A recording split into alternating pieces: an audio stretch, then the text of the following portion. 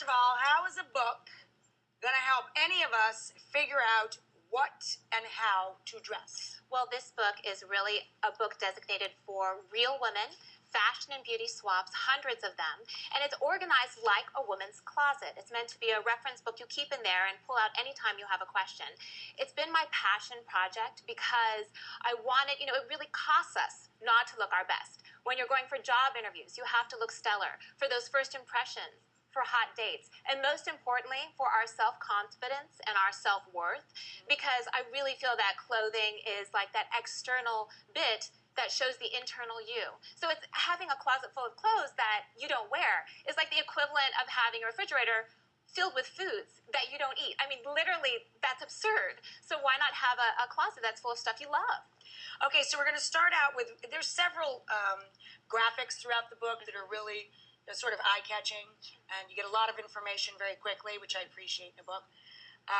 But there's one chart sort of about skirts. Let's start with that, because that's clever, and it shows a lot of information in a small amount of space. Yeah, and this was really answering my own personal question and desire. I wanted to know all the different types of skirt types, who they really fit best, and then what do you wear with that? That's the constant question that I get after being a magazine editor for 12 years. My friends are like, what shoe do you wear with the skirt hemline, right? So we're going to have several examples to show you here today. Let's get to it. Show us. And the first is the banded skirt. And the definition of this skirt is bands of fabric, kind of, if you think of it sort of like a Band-Aid, kind of, sort of, going across sort of like your a mummy waist. Exactly. And the thing with the mummy, right? It offers you the secret weapon of compression.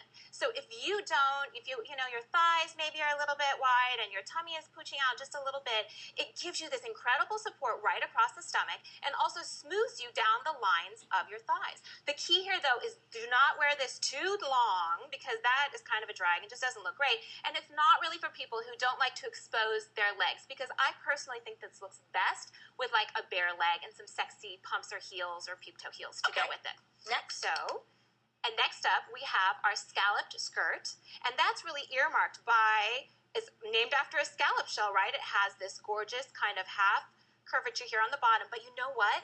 That actually weighs the skirt down towards the bottom of the skirt. So you can't really wear this design anywhere past your knees, because it will weigh just too heavily on your body.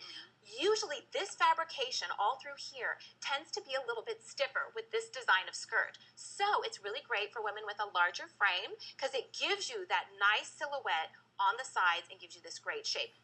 Up next, what do we got? We have the bubble skirt, and as you can see, obviously, good luck convincing me this looks good on anybody. I don't get this. Well, this actually is named because the hemline is tucked under, right? And it gives you this big kind of poof. It does work great for people who feel their thighs are a little bit wider or thicker, or a little bit wider in that area, because it literally just kind of hides and conceals that under the poof. But you must wear this with a slim fitting top, right? Because if you do poof on top and poof on bottom, you're going to end up slightly looking like your own version of the Michelin Man, which you don't want to do, right? Yeah. That's not cute.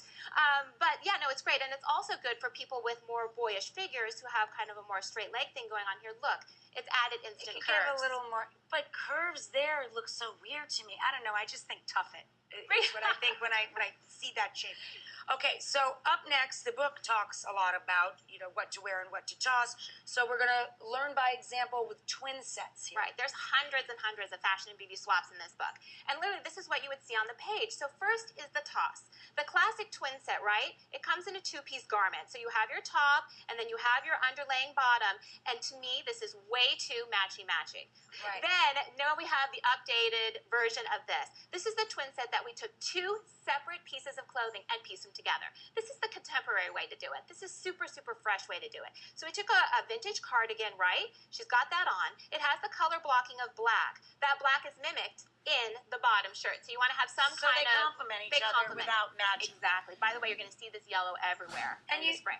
So it's not about necessarily going out and getting new things and tossing old. It's about figuring out what to do with the things you have and pairing them up in different ways. And always working within your budget. There is no reason that even in our financially strapped times that you can't work with less money and get a fabulous wardrobe. Designers are keened into this. They're making designing lines for all price points so that everybody can really afford to look fabulous. Target, H&M, all the discount stores have great looking styles.